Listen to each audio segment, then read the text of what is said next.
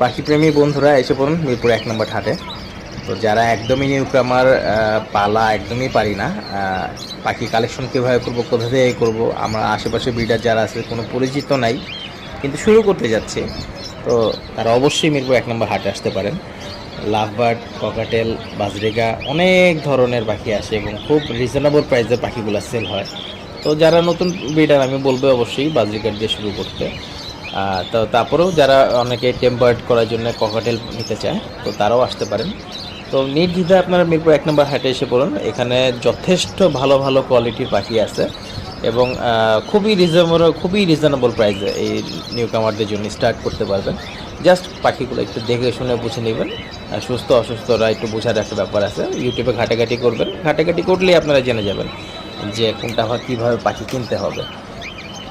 তো অসম্ভব সুন্দর সুন্দর পাখি আছে, এসে পড়ুন মিরপুর 1 নম্বর পাখির হাটে।